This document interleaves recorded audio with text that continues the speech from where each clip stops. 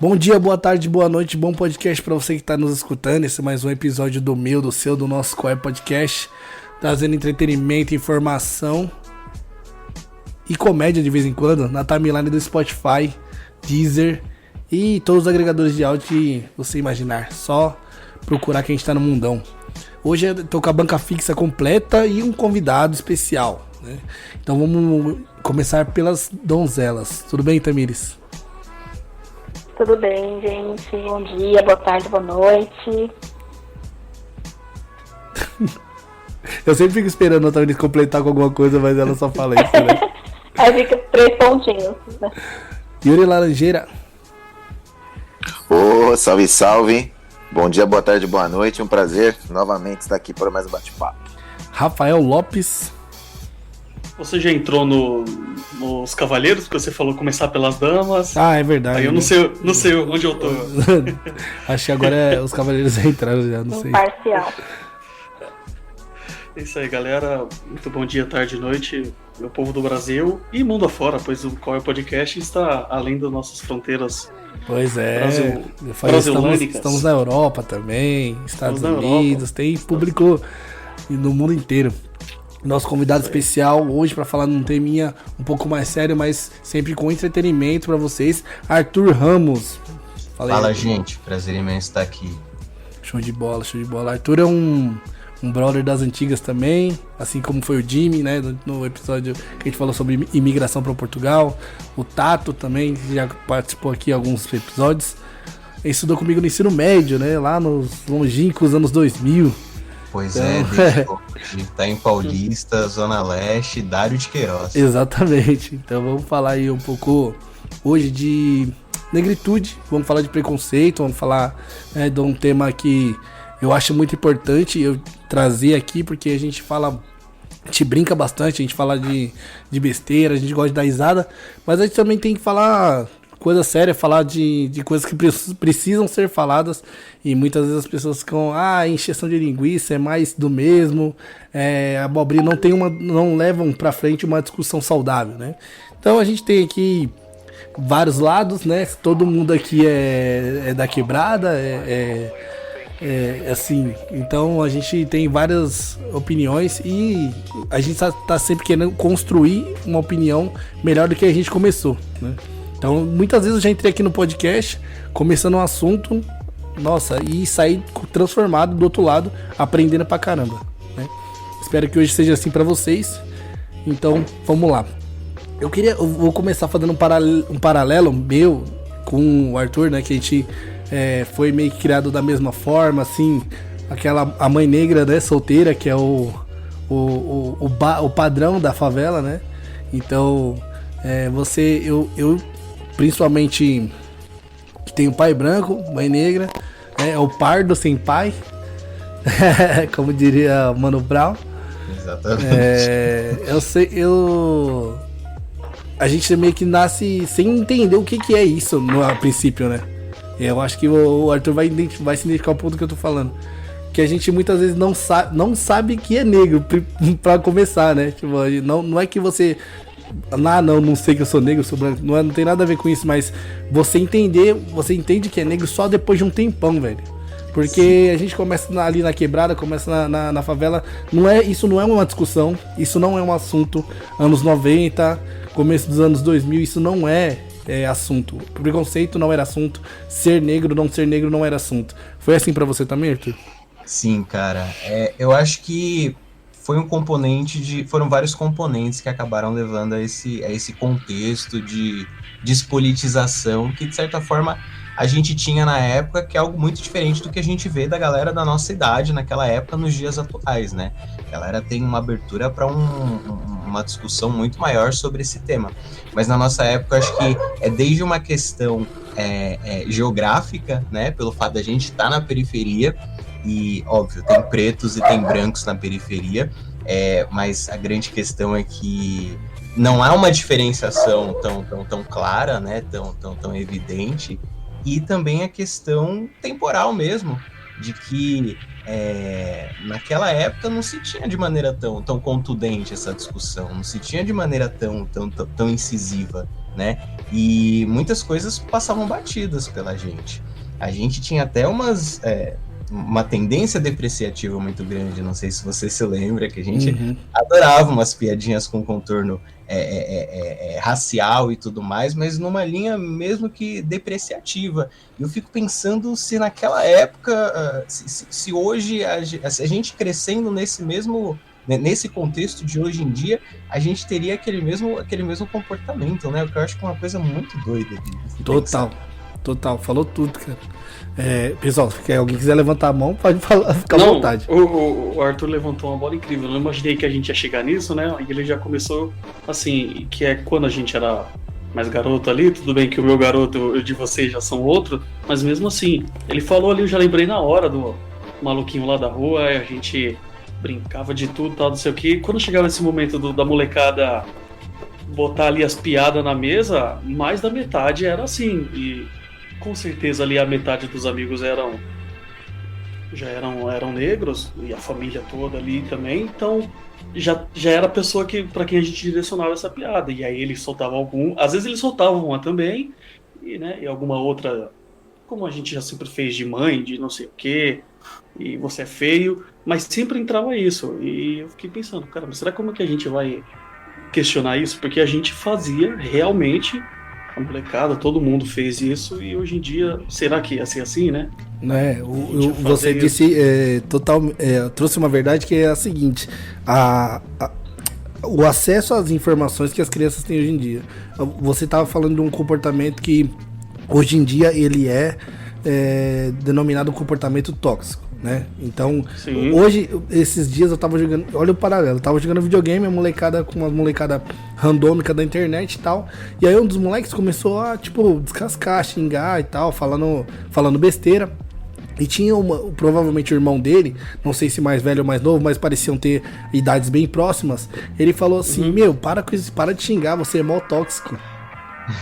Caraca. Assim, querendo que o irmão tivesse uma abordagem mais amigável dentro do jogo, entendeu? Olha a cabeça do moleque, eles pareciam ter assim, coisa de 10, 11 anos, não muito mais que isso, mas olha a importância de trazer a conversa pra mais cedo. O irmão chegar e repreender o outro porque ele tá sendo um cara tóxico, você entendeu?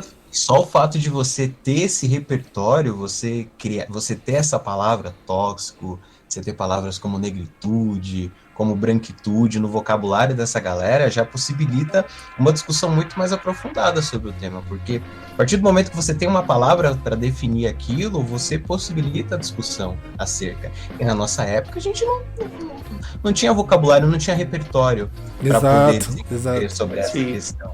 E era uma coisa muito doida também que eu via, que eu sentia na época, era que nesse microcosmo periférico da escola pública, que eu acho que todo mundo aqui deva conhecer, qualquer um que chegasse para mim e falasse da população negra como minoria, eu não entenderia, eu não conseguiria conceber, porque quando eu olhava entre as pessoas que estavam ali naquele mesmo ambiente que eu, a maioria era negra. Tanto que o mesmo grupo que eu tinha com o Bruno, a gente só tinha amigos negros, e a gente tinha uma amiga que era a Jaqueline, que era branca. Então ela acabava sendo a minoria nesse microcosmo.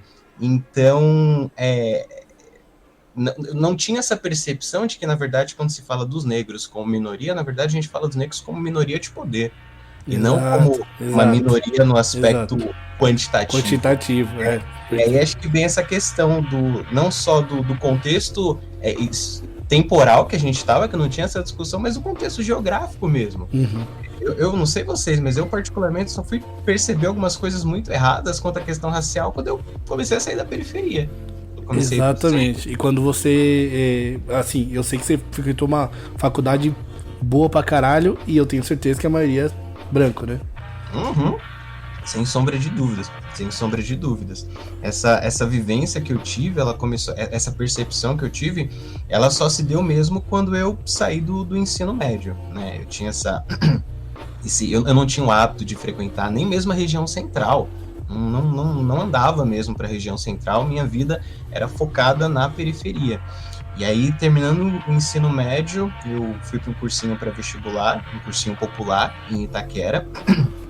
E nesse cursinho eu já percebi um recorte muito, muito evidente, de que no cursinho mesmo, e olha que a gente tá falando de um cursinho pré-vestibular popular, ou seja, a preços mais módicos, em Itaquera, já havia um recorte muito diferenciado do que eu percebia no ensino médio. Se no ensino médio 60% da minha turma era composta por negros, no cursinho, que era o cursinho da Poli na época, a minha sala era mais ou menos, tinha uma proporção de uns 20% de negros.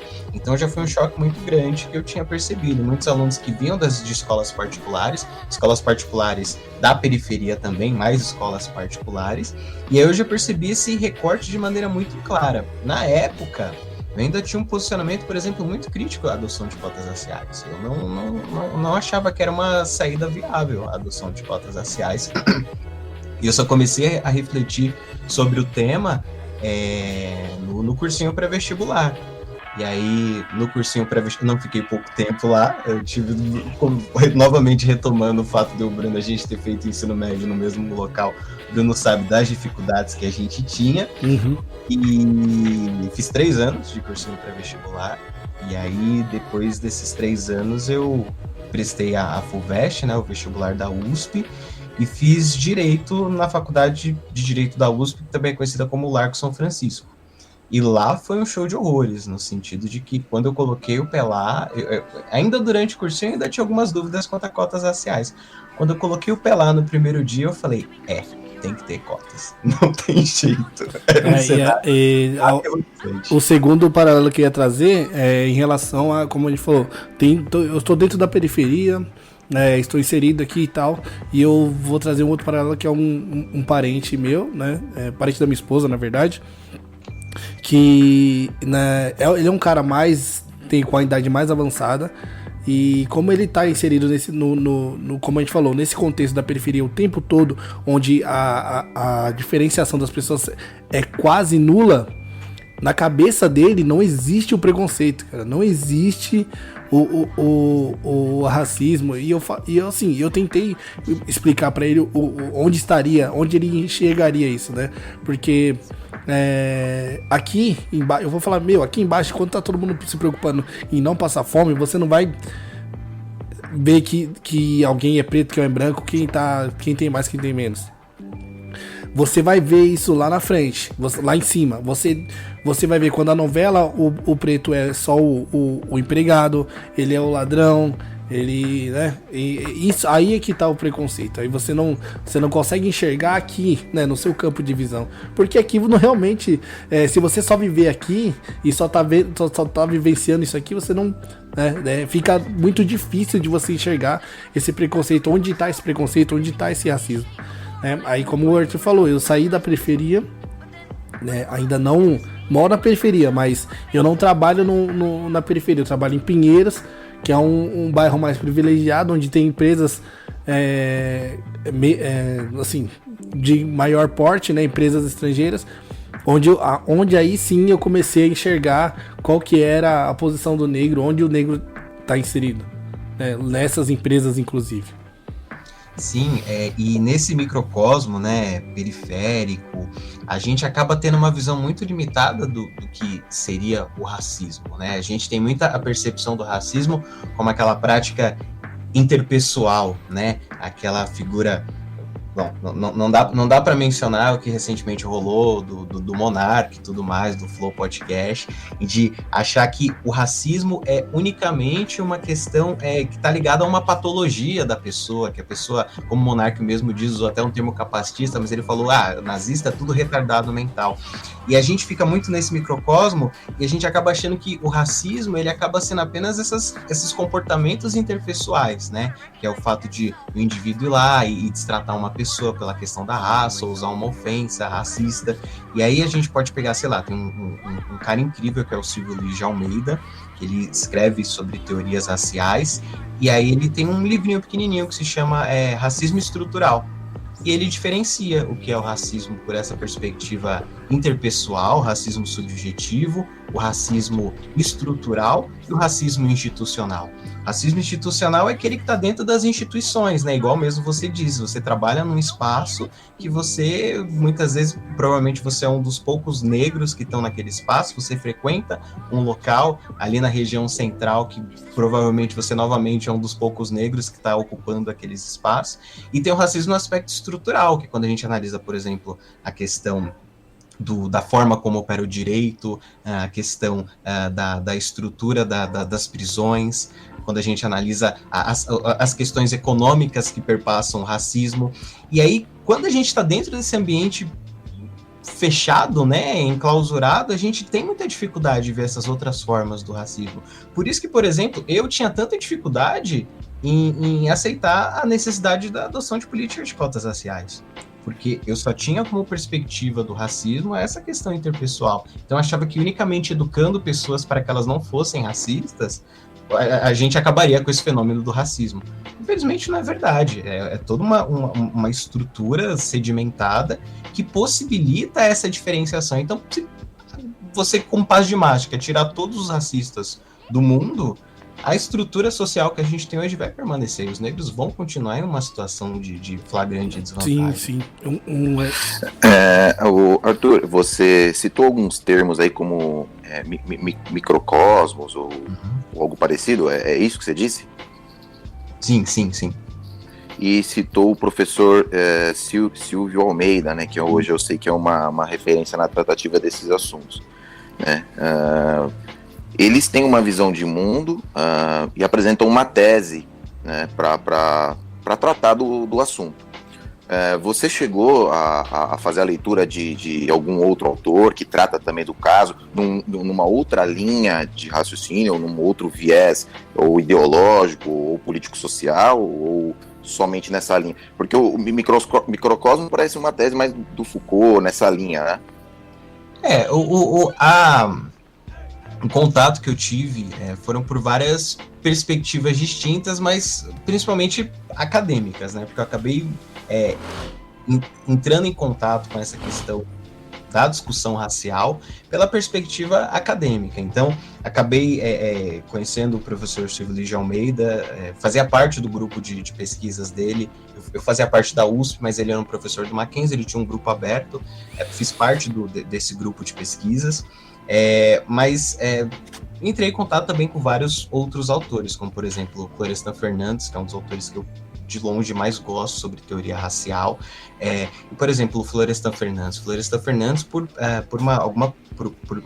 uma série de perspectivas distintas, ele pode ser lido, por exemplo, como autor liberal. O Fernando Henrique Cardoso, por exemplo, a galera não sabe tanto dessa origem dele, mas ele tem estudos bem interessantes sobre a questão racial. Inclusive, se eu não me engano, ele foi orientando do Florestan Fernandes, né? Então, tive contato com o Florestan Fernandes, com alguns mais contemporâneos, a Djamila Ribeiro, que também é incrível. Mas admito que, quando a gente fala de questões raciais, geralmente a gente acaba encontrando por um prisma mais da discussão dentro da esquerda.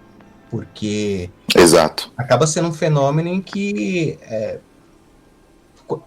porque quando a gente traz a perspectiva, muitas vezes da direita, a perspectiva liberal, acaba sendo pautada por um entendimento de meritocracia. Então, dentro desse entendimento da meritocracia, muitas vezes se tem pouco espaço para discutir questões de caráter racial, discussões contemporâneas como de ações afirmativas. Então, essa discussão acaba sendo mais pautada por autores que têm uma perspectiva de esquerda ou centro-esquerda, por essa perspectiva que tenta questionar esses princípios puramente liberais. Entendi. Uma coisa interessante, assim, que eu me peguei pensando, né, com tudo que estamos falando, até agora tá muito legal que o mundo como a gente começa, né, então a gente começa falando da onde a gente vem, onde a gente mora, escola e tal, e aí, mais pra frente, aí a gente já começa a falar sobre estudos e tudo mais. Esses estudos, assim, eles olham como base, tipo assim, pelo menos só o Brasil, América Latina, ou isso trata no geral, tenta questionar e fala sobre mundo todo? Cara, Essa é uma pergunta meio não, doida, assim, não, mas é ótimo, porque principalmente na década de 50, 60, tinha-se uma discussão muito grande acerca do modelo da questão racial, do racismo brasileiro, sempre se contrapondo com o modelo norte-americano. Repetia-se muito que no Brasil a gente tinha uma questão racial muito mais soft, muito mais light, o racismo era muito mais tranquilo, porque efetivamente não se teve, por exemplo, se teve nos Estados Unidos de segregação, de um regime propriamente de apartheid, mas segregação visto por um aspecto legal, né? E aí, se eu não me engano, acho que na década de 40 ou 50, a Unesco, um braço da ONU, ela encomendou uma série de estudos que foram conhecidos como, acho que se não me engano, o Projeto Unesco, de autores brasileiros, para que eles demonstrassem como no Brasil se vivia uma verdadeira democracia racial. E aí entraram muitos autores, como o próprio, se não me engano, um autor chamado Horaci Nogueira, e ele escreveu um trabalho incrível que ele contrapõe o que ele chama de preconceito de marca e preconceito de origem. Ele entendia que nos Estados Unidos, por exemplo, o que se tinha de maneira muito forte era o que ele chamava de preconceito de origem, que é a ideia de que o negro ele é identificado não tanto pelo seu aspecto de fenótipo, né, pelas suas marcas físicas, mas principalmente pela sua origem. Então, a gente vê um pouco isso nos Estados Unidos, a gente fica um pouco chocado da pessoa que aparenta ser branca, mas tem o pai e a mãe negra, e aí é lido lá socialmente como negro. E ele dizia que aqui no Brasil, o que se tinha, na verdade, era um preconceito de marca. Então, pouco importava se os seus pais fossem negros, se você tivesse nascido com aspecto branco, você se tinha essa leitura racial do indivíduo no Brasil como branco. Então, começou tendo essa diferenciação, quando desenvolver esse projeto Unesco, na verdade, a conclusão não foi de que no Brasil se vivia uma democracia racial, mas, na verdade, que no Brasil se vivia um sistema também de apartheid, mas não embasado legalmente, como nos Estados Unidos. E aí se abriu essa possibilidade de discussão do fenômeno do racismo, porque é isso, como a gente estava falando anteriormente, você precisa nomear uma coisa para você passar a discutir sobre ela. Então, falar que não existe racismo no Brasil é basicamente você extirpar toda uma discussão que seria possível. E aí, a partir disso, a partir dessa diferenciação, né, desse cisma aí que se teve, começou a vir uma série de estudos acerca dessas teorias raciais no Brasil, trazendo a questão de entender, de superar essa discussão de que a gente vivia em uma democracia racial. Total. A gente... Entendi. Não só... Desculpa, Yuri, vai falar alguma coisa? Não, eu ia fazer um comentário a respeito desses desdobramentos, né? Porque, assim, eu acho que a identificação do problema, ela já vem sendo feita um trabalho, acredito que muito bem feito, inclusive, né, no Brasil, para identificar o problema e tentar trazer soluções. E eu gostaria de saber de você, Arthur, das possibilidades, das teses, dos textos, dos artigos que você já leu, das teorias e das teses que você já teve contato. Como que você vê os desdobramentos para que a gente possa não acabar, porque isso não tem fim, mas como a gente possa melhor equalizar esse tipo de problema aí no nosso país e no mundo, né? Cara, eu acho que tem várias perspectivas distintas que podem se abordar. Uma é essa questão de você tá sempre discutindo a questão, né? Sempre trazer aí a pauta. Hoje, por exemplo, se a gente pegar uma Rede Globo da vida, cara, quem imaginaria que num programa da Fátima Bernardes eles iam estar discutindo os temas que a gente encontra hoje, de feminismo, da questão racial. Então, acho que ter essa questão, essa discussão no cotidiano é extremamente importante. Tá aí consolidando várias bases importantíssimas. Mas aí a gente volta também nas questões estruturais, né? Não basta apenas se ter no repertório, não basta apenas conversar sobre, é necessário mudanças que sejam, de fato, incisivas. Então, um marco importante foi a lei de cotas raciais. Por mais que a gente saiba que tem, assim, as suas limitações, que em um mundo ideal, a saída ideal seria fornecer um sistema educacional perfeito para todos e extirpar o racismo da sociedade, a gente sabe que a situação dada, a situação que a gente tem hoje não é essa, não possibilita. É necessário, sim, medidas eficazes. É necessário a gente entender que a adoção de cotas raciais, ela não é definitiva, ela tem um caráter de transitoriedade, e a lei de cotas raciais, ela tá completando em 2022 10 anos. Então está sendo rediscutido, vai ser rediscutido, na verdade, no Congresso Nacional, e há um risco, a gente sabe o governo que a gente tem hoje de tentar se pautar a extinção das cotas raciais. Eu diria que as chances são pequenas, mas... Então você acha que, na sua visão, você acha então que as cotas raciais, ela é extremamente importante nesse processo para que a gente possa superar essa situação? E tem alguma outra política que você acha que deveria ser implementada o quanto antes para que pudesse também ajudar a complementar isso? Olha, quando a gente... porque é muito delicado também a gente tentar... se socorrer só ao direito, achar que o direito ele tem a capacidade de reverter um fenômeno social, um fenômeno racial,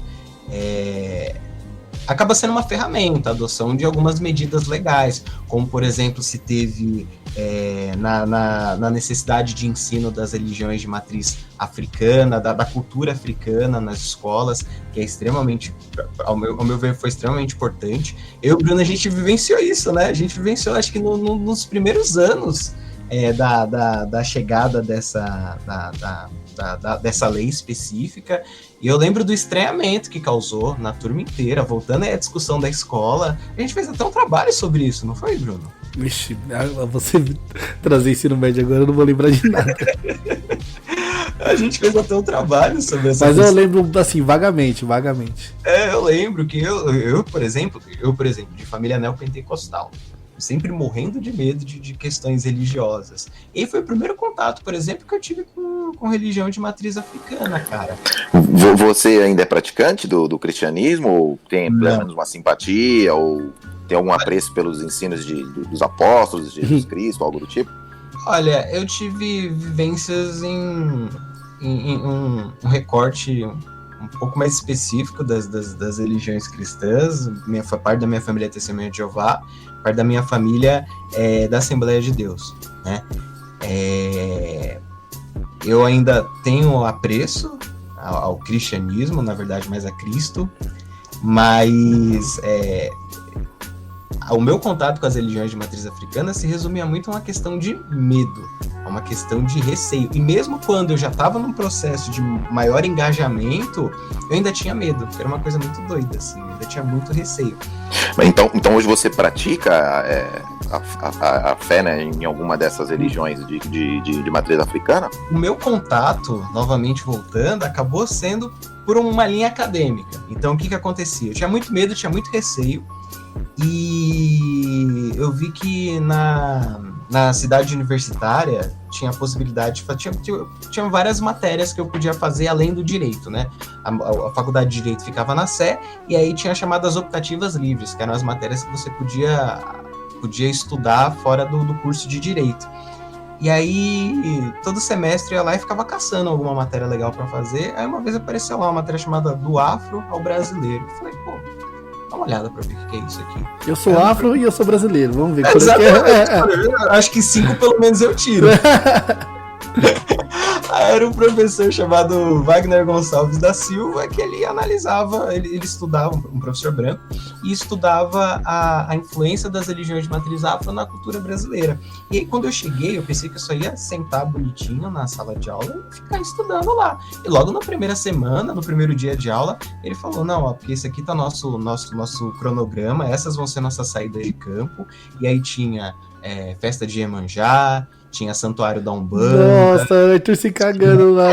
Caralho, vai tomar de medo. Tinha a saída de Iaô, que saída de Iaô é a saída dos iniciados, das religiões de matriz africana. E a culinária dos orixás, a gente foi para um terreiro experimentar tudo. No paralelo, o Arthur começou a conviver depois de adulto, né?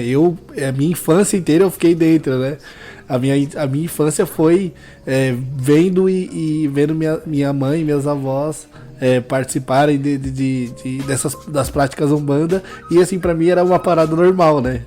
Então, eu já não tinha isso, E aí eu tive essas primeiras vivências e eu falei, caraca, meu. E aí quando eu comecei aí, eu percebi que eu não sentia medo. Óbvio que eu já tinha passado por um processo de desconstrução, ainda que acadêmico, né? Tinha entendido que aquilo ali não era demônio, tinha entendido que aquilo ali eram manifestações religiosas muito importantes, que remetiam a uma questão de ancestralidade. Então, mesmo que eu não acreditasse na figura, por exemplo, do orixá como um ser místico, eu tinha muito respeito por uma questão de ancestralidade, de entender que ali estavam antepassados, sabe? E aí, quando eu tive a primeira vivência de colocar o pé, minha primeira experiência foi no Santuário da Umbanda, né? E quando eu coloquei o pé naquele lugar, eu falei, cara, que parada incrível, porque pra mim, eu ainda tenho um lado muito cético, muito agnóstico. Por mais que eu me cative muito e me envolva muito, ainda tem aquele lado que fala, putz, e se não for, sabe? Se não for. Mas pouco importa, cara, o que eu acho, porque pra aquela galera que tá ali, é uma experiência incrível, porque você pode tocar, você pode conversar, você pode comer com um Deus. E isso eu acho a parada mais incrível do mundo. Exatamente. Isso eu acho mais incrível. E aí eu desenvolvi esse fascínio, sabe? Eu fiquei encantado com a parada, ainda que eu tenha esse lado agnóstico, mas eu acho a manifestação religiosa mais incrível são as religiões de matriz africana. E eu me envolvi muito, acabei escrevendo a minha monografia com base nas religiões de matriz africana. Eu fiz um estudo sobre a forma com que o judiciário trata as religiões de matriz africana. E é isso, assim, meu contato é muito mais acadêmico, eu tenho um apreço muito grande, mas eu não posso, por exemplo, me reivindicar como uma pessoa adepta, porque eu não sou um adepto das religiões de matriz africana. O Arthur falou, né, você pode sentar e trocar ideia, né? Quantas vezes eu não comi doce lá com Cosme e Damião, tranquilão lá, e quando criança, né? Isso era... na minha cabeça era uma parada bem lúdica, né? Porque eu era só uma criança. Eu não, na minha cabeça infantil, as pessoas estavam brincando, né?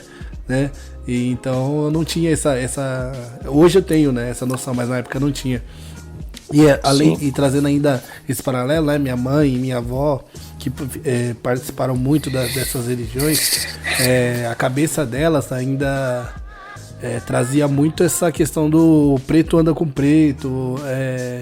Eu não pude. Uma vez até eu fiz um aniversário em casa. Uma das muitas festas que eu fiz em casa, o Arthur estava presente nesse dia. Saudade. E aí uma das minhas primas falou, caramba, mas você só tem um amigo negro, inclusive que era o Arthur que estava lá. Você só tem um amigo negro. E naquele dia foi a primeira vez que eu pensei nisso. Primeira vez, juro pra vocês, assim, primeira vez eu falei, caramba, mas será... E assim, a visão de preconceito nisso não tava em mim, mas sim nela, porque eu não me via diferente daquelas pessoas, eu não tava me segregando de outros negros, mas eu tava querendo estar onde não tem negros, velho. Eu quero fazer parte do que eu quiser fazer parte. Não, eu só vou ir nesse barbeiro porque o cara é negro. Ou só vou comprar aqui porque, entendeu? Eu queria estar onde eu quero estar. Independente se são negros, se são brancos. Era uma visão minha, né? Isso eu vim entender também bem mais tarde. Porque eu tava meio que... Já desde cedo... me livrando, tentando não pensar nesses estereótipos, nessas visões. Sim, Posso fazer uma pergunta pro Bruno? Oi, Tami, fala aí. Quando a sua mãe, sua família, né, por conta desse pensamento, ficou sabendo que você namorou, né, e casou com a sua esposa que é branca. Uhum. Eles não chegaram a falar nada, porque tem muita gente que fala, né, que, você é negro, você tem que casar com negro, pra...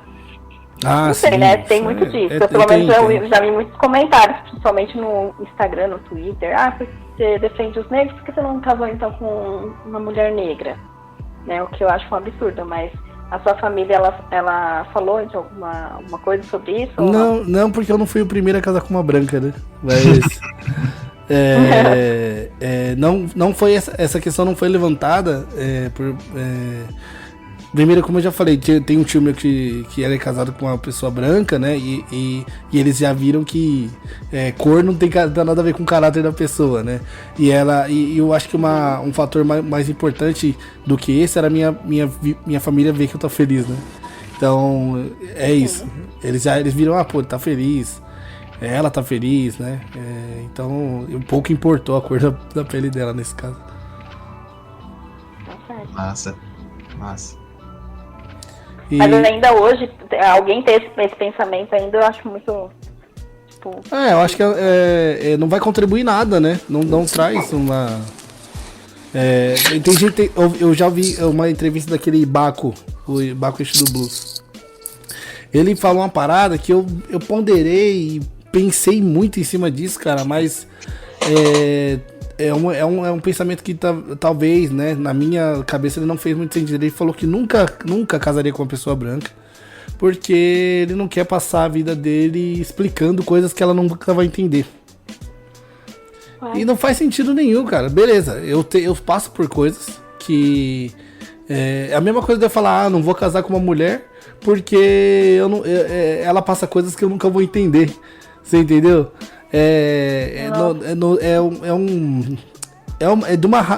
Como é que eu posso dizer? É de uma discussão tão rasa que não vai levar ninguém a lugar nenhum, porque o seguinte,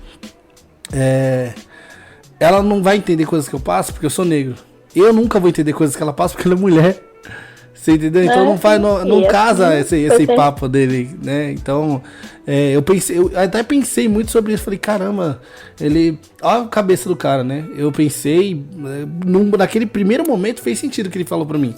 Mas só de raciocinar um pouquinho já caiu por terra. Esse tipo de pensamento é aquele que divide, né? Então é o burguês contra o proletário, é o branco contra o negro, é o nazista contra o judeu. Então, assim, o que isso vai criar? Isso vai criar uma divisão social, as pessoas vão ficar ali numa situação de confronto todo o tempo, até o momento que isso vai se aflorando, e as pessoas acabam uma matando a outra, ou seja, isso se torna em ódio, né? Se torna em violência. Eu acho que ele foi infeliz nessa frase. Até entendo a posição dele, mas eu acho que, como você falou, Bruno, eu acho que esse posicionamento dele, pra mim, não parece fazer sentido também. Pra mim também.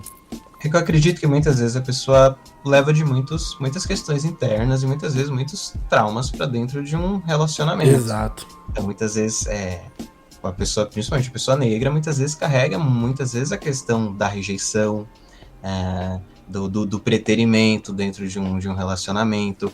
Eu acho que talvez o Baco, algumas outras pessoas possam trazer de uma forma um pouco mais estabanada, mas eu acho que é importante a gente entender que existe sim questões raciais que perpassam também relacionamentos, questões afetivas, e por mais que, obviamente, o amor não tenha cor, que o afeto ele não deve ser pautado por essas questões, acho que é importante a gente entender que ainda dentro das questões afetivas passam questões raciais, como por exemplo quando se fala da solidão da mulher negra, do fato de mulheres negras geralmente serem preteridas dentro desse aspecto racial. Um exemplo, acho que muito claro que a gente pode trazer é a figura que se tinha muito nos anos 90, que era o jogador de futebol, cantor de pagode, que estava sempre com uma loira do lado. Não é rotular, dizer que isso é errado ou não, mas é entender que dentro de uma percepção que o indivíduo tem de ascensão, tanto no aspecto social, no aspecto econômico, acaba perpassando também um ideal de companheiro. Então, muitas vezes, o ideal de um companheiro é a figura de uma pessoa branca.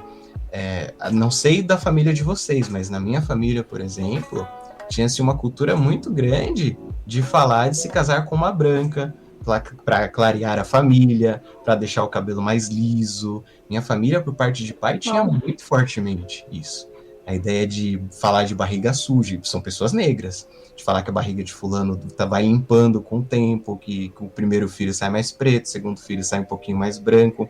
Então, entender que pessoas que muitas vezes passaram por esse processo na sua formação, acabam carregando isso para dentro de um relacionamento. E que isso acaba impactando, e acaba impactando principalmente as mulheres negras, que acabam sendo as mais preteridas dentro desse espaço.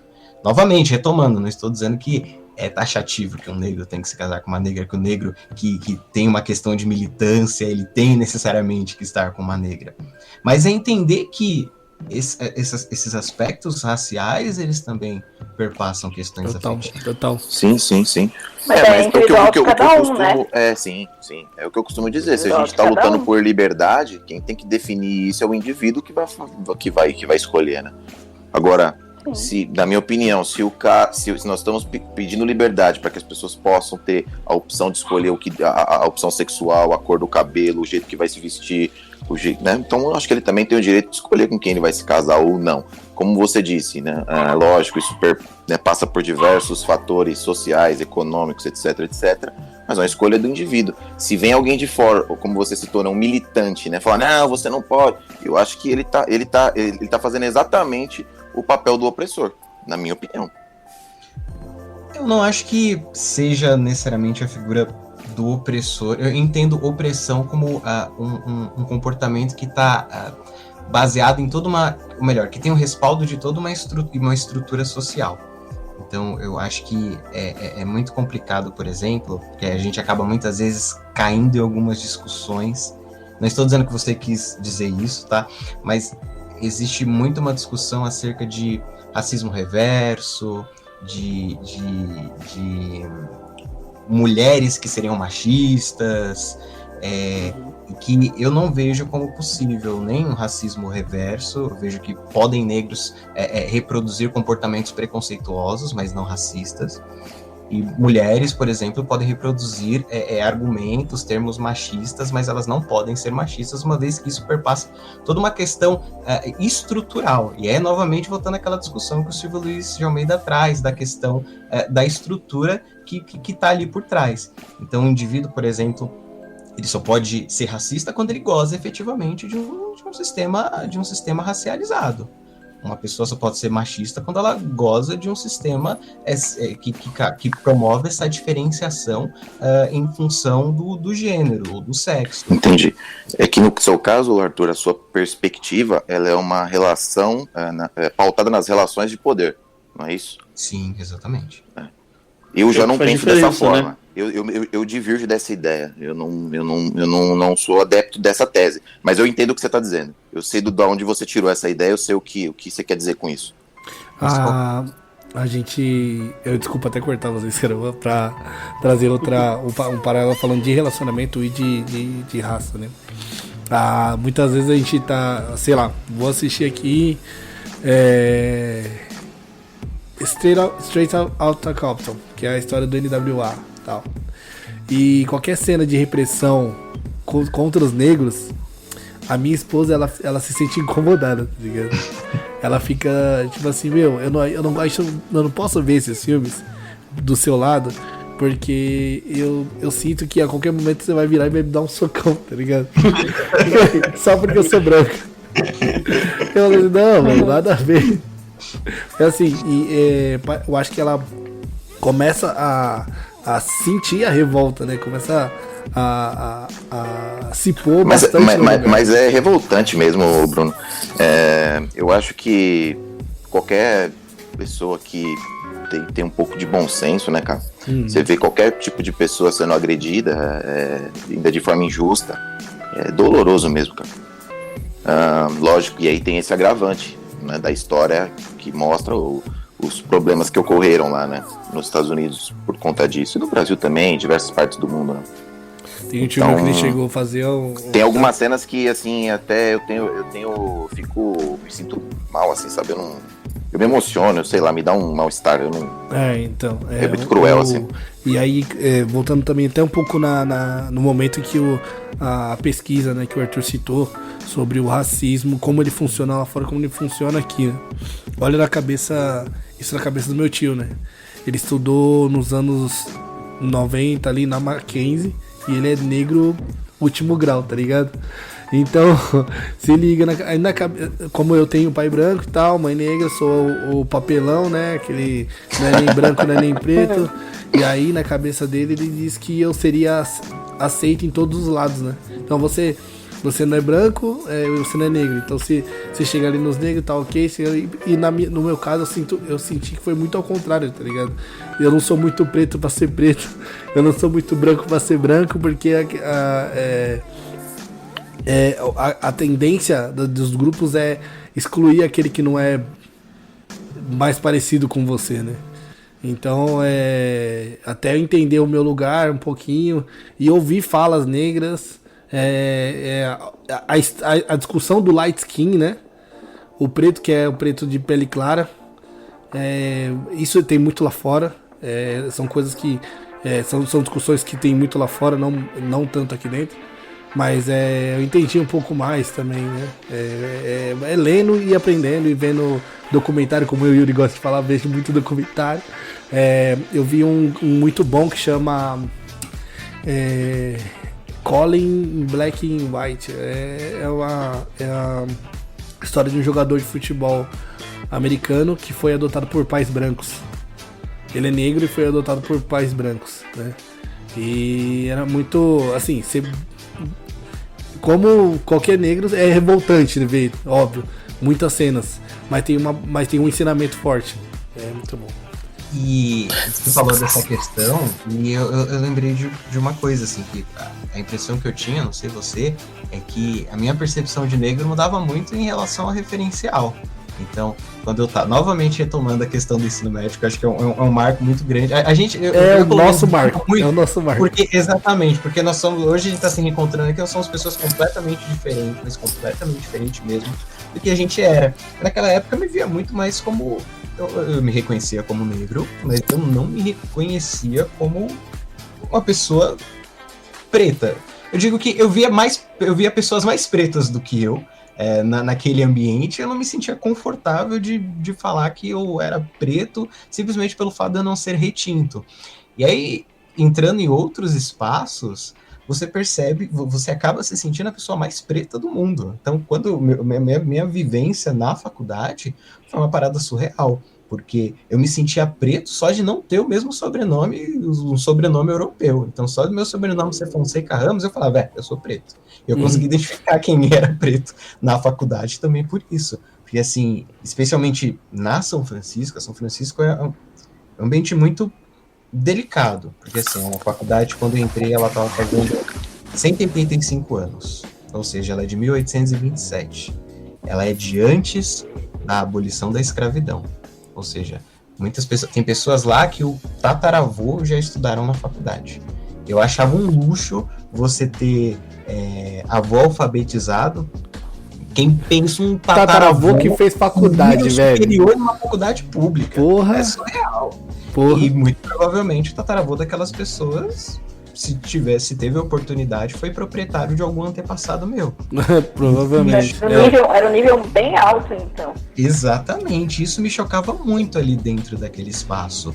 Quando eu entrei, a USP ela não tinha adotado ainda cotas raciais. Cotas raciais é um fenômeno extremamente recente na USP. Se não me engano, ela adotou isso há 3, 4 anos no máximo. E na minha turma, que foi a turma 185, que vai acompanhando os anos da faculdade, né? Minha turma era 185, era eu e mais 4 ou 5 negros. Moleque inteligente da porra, velho. E o universo de 500 pessoas que tinham entrado lá. E eu lembro que eu fiquei chocado, porque eu falei, cara, não é possível. Eu pensava que...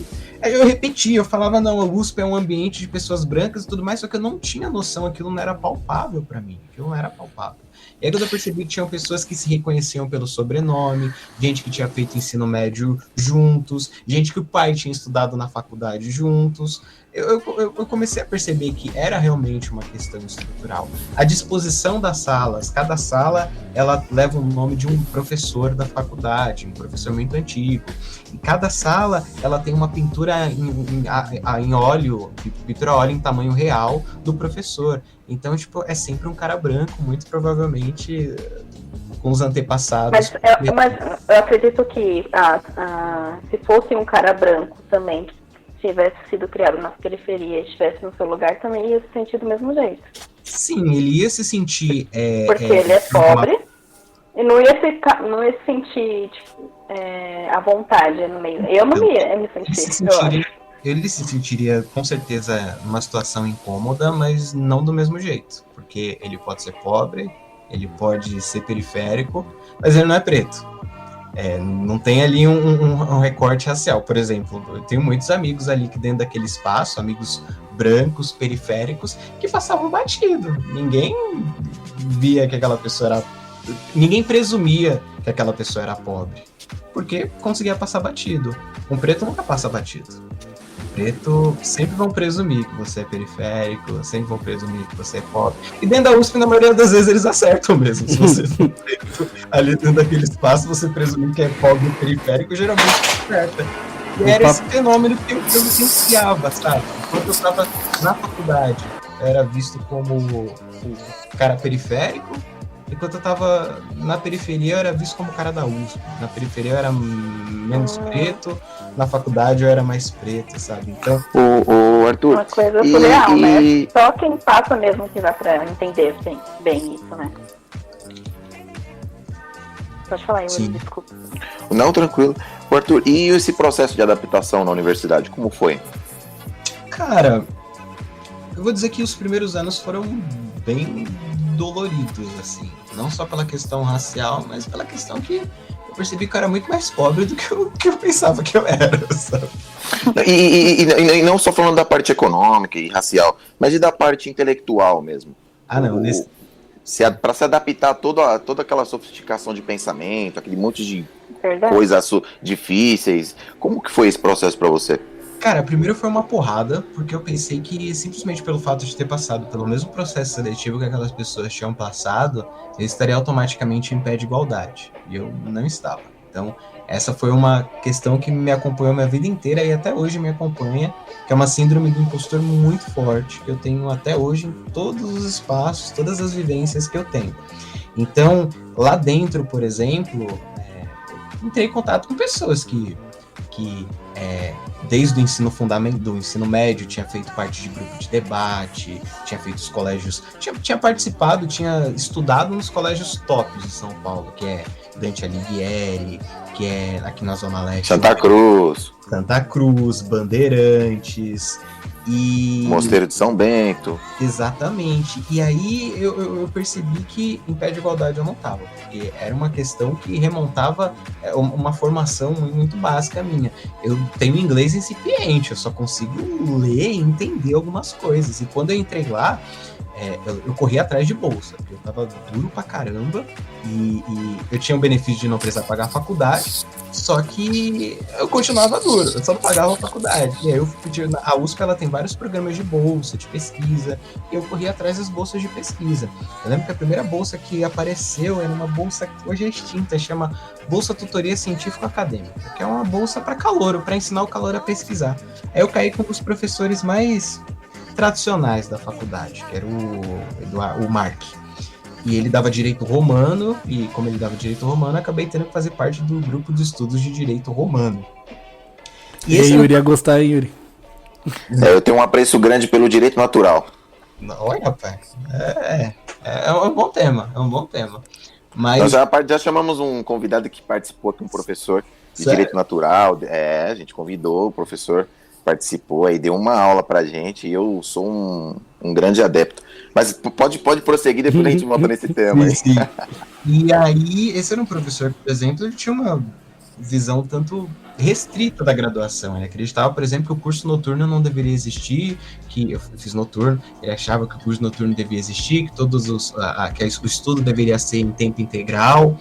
Ele era uma boa pessoa, mas tinha essa visão bem enviesada, né? E eu lembro que na primeira reunião que eu tive com ele, ele me falou o seguinte: não, Arthur, porque você tem que sair aqui do primeiro ano já sabendo o básico de italiano, porque os alunos entram aqui só com inglês. Entrar só com inglês é algo muito medíocre. Sair só com inglês é algo muito medíocre. Você não vai se destacar só com inglês. Eu pensando comigo, meu querido. Eu não inglês, eu falo. Você tá presumindo que eu falo inglês para fazer italiano, para fazer alemão. E ele falava que espanhol, por exemplo, não era uma língua para se aprender, não. No grupo de estudos, quando eu citava algum autor latino eu digo, da América Latina, ele olhava com cara torta. Os professores tinham preconceito? Oi? Ou não? Os professores tinham preconceito? Olha, de forma flagrante, de forma muito bem declarada, poucos tinham. E um deles, por exemplo, ficou famoso até por um tempo, que é o Gualazzi. O Gualazzi era um professor, se eu não me engano, de direito internacional, não lembro muito bem, que todo ano ele era um tanto excêntrico, assim, usava umas gravatas borboletas gigantes, e todo ano ele entregava uma nota para os alunos, que ele assinava, reconhecia em cartório, e essa nota ele entregava físico mesmo, 1 a 1, e nessa nota ele falava dos valores que ele tinha e tudo mais, e nos valores que ele tinha, ele, por exemplo, falava da postura anticomunista, antissocialista que ele tinha, e até então todo mundo entendia aquilo como uma questão dentro da esfera da liberdade pessoal dele, até que uma vez ele soltou uma nota em que trazia questões raciais, que ele falava que não vamos lembrar muito bem agora, mas eu posso puxar facilmente na internet. Ele falava da questão de casamentos interraciais e tudo mais. Isso, assim, um cara que forma juízes, promotores de justiça. Óbvio que a faculdade se articulou, ele defendia a ditadura militar, por exemplo. A faculdade se articulou, coletivos políticos se articularam, fizeram escrachos desse professor. Mas é isso, assim.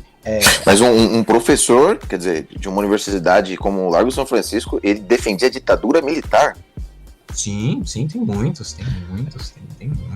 É que esse é o único que tinha coragem de assinar e autenticar o cartão. Para vocês verem, galera. Nem sempre o acadêmico... Exatamente. Era esse cara que me julgava, que avaliava a minha prova, sabe? Então, é uma situação bem delicada. É óbvio que recentemente, né, com várias discussões, com a articulação política que começou a ter dentro da faculdade, como eu estava falando, os primeiros anos foram muito difíceis, mas principalmente a partir do terceiro ano, que entrou, com o tempo foi se entrando uma quantidade um pouquinho maior de negros, não porque a USP tinha adotado cotas raciais, mas porque a USP ela tinha um sistema de bonificação. Então, por exemplo, se você fosse negro, eles te davam, se não me engano, 5% de bônus na sua nota. Quando eu entrei, eles faziam isso, era 4 ou 5%, não me lembro. E aí, com o tempo, a USP ela foi aumentando a bonificação, chegando acho que até 10%, até um pouco mais. E aí, quando ela fez, quando ela adotou esse percentual maior, a gente percebeu que mais negros estavam entrando. E a gente percebeu que, pela primeira vez, dava para se formar um coletivo negro dentro da faculdade. E aí, eu e mais alguns poucos amigos, na época, acho que uns 5, 6, a gente fez uma primeira reunião ali completamente embrionária, a gente marcou de se encontrar uma segunda reunião, assistir uns filmes sobre questão racial, e aí quando a gente viu, a gente tinha criado o primeiro coletivo preto da faculdade, que foi o Quilombo Oxê, que a gente fazia justamente referência ao Oxê, que é o machado Tiangô, orixá da justiça, né, o instrumento Tiangô. E aí, a partir disso, a graduação passou a ser muito mais tranquila, muito mais leve. Pelas reuniões semanais que a gente tinha, pelos rolês que a gente dava junto. E até hoje, a gente troca ideia e se vê quando dava, né? Quando o mundo não tinha entrado nesse desencanto da pandemia, a gente se via quase toda semana. E foi algo que fez a graduação ficar muito mais tranquila, sabe?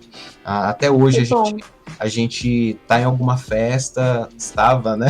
Antes da pandemia, e aí chegavam calouros da faculdade, calouros pretos que estavam fazendo parte do Quilombo, e era uma ponte pra gente trocar ideia, pra gente conversar, pra saber como é que tava sendo a faculdade, sobre quais professores que eles tinham feito escracho, sabe? Então é uma coisa muito legal, e eu acho que foi a primeira vez que eu consegui sentir um pouco daquilo que aquela galera sentia na graduação, daquilo que a galera branca sentia, sabe? Que é sentir entre iguais, se sentir minimamente acolhido.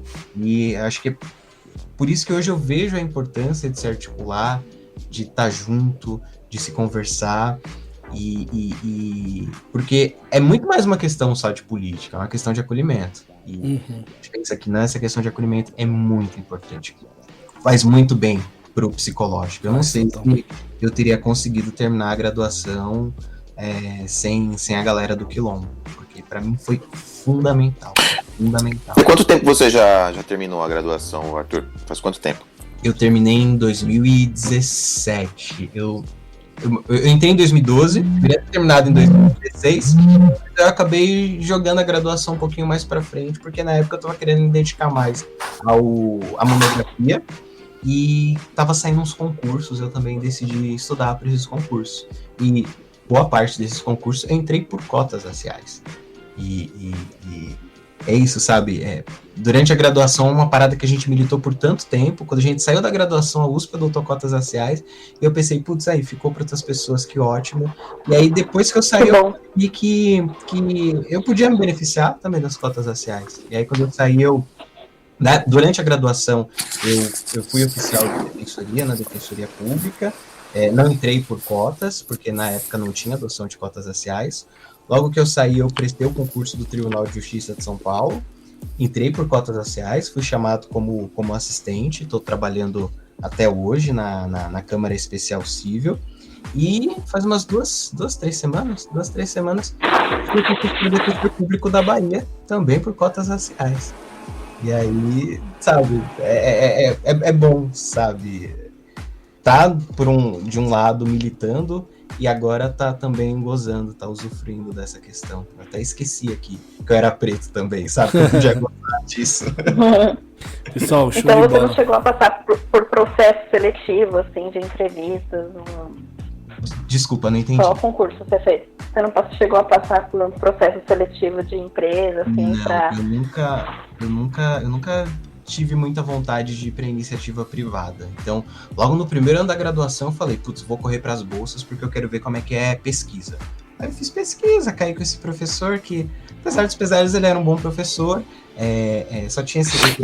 E suas pesquisas foram todas no Brasil ou você chegou a viajar para o exterior, Arthur? Todas aqui.